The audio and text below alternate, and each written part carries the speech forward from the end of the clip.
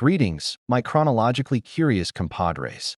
Professor Chronos here, and today we're diving into what I like to call Australia's most embarrassing military operation, or as it's officially known, the Great Emu War of 1932.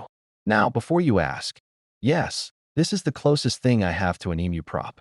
My research budget is, let's call it historically accurate, to the Great Depression era. Picture this, it's 1932, Australia. The Great Depression is hitting harder than my students hit the snooze button during my 8 a.m. lectures. Farmers in Western Australia are struggling. And then, plot twist, approximately 20,000 emus decide to crash the party like uninvited relatives at Thanksgiving. Now, emus, for those unfamiliar, are basically 6-foot-tall feathered chaos agents.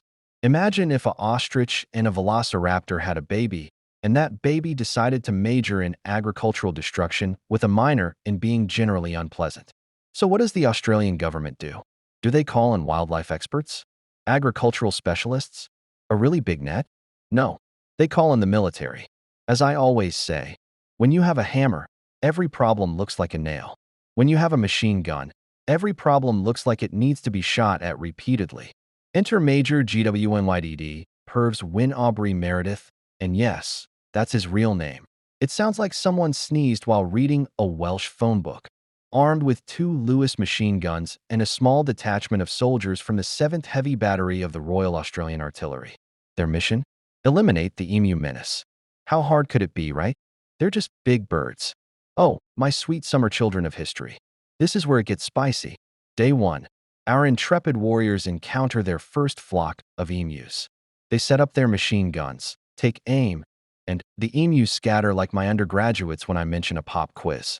These birds had apparently attended the Roadrunner School of Tactical Maneuvering. Major Meredith fires. The emus dodge. He fires again. More dodging. It's like a deadly game of whack-a-mole, except the moles are 6 feet tall and have developed an apparent immunity to bullets. Now here's where it gets absolutely bonkers. The emus started using military tactics. I kid you not. These birds figured out that they could split into small groups, making them harder to target. They were essentially employing guerrilla warfare. Don't mind me, but I'm pretty sure these emus had better military strategy than some actual generals I've studied.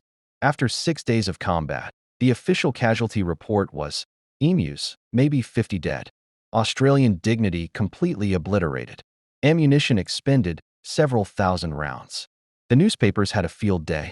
The Sydney Morning Herald wrote, and I quote, "If we have a military division with the bullet-carrying capacity of these birds, it would face any army in the world."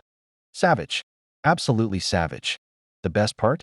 Major Meredith later said, and this is a real quote, the Emu Command had evidently ordered guerrilla tactics, and its unwounded birds split up into innumerable small units that made the use of a machine gun ineffective. This man just admitted that he was outsmarted by birds, people. Birds with no formal military training. The operation was officially called off. The farmers were left to deal with their emu problem through other means, and Australia quietly agreed to never speak of this again. Until now, of course, because this is exactly the kind of historically ridiculous content that keeps me up at night with excitement. So what's the lesson here? Sometimes the pen is mightier than the sword. Sometimes the bird is mightier than the machine gun.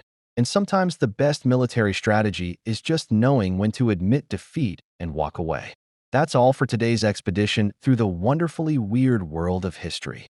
Don't forget to like, subscribe, and ring that notification bell. Unlike Major Meredith, I promise my content hits its target. Next week, we'll be discussing the time Napoleon was attacked by rabbits. Yes, really. History is weird, people. Professor Chronos, signing off. Subscribe for more historically hilarious content.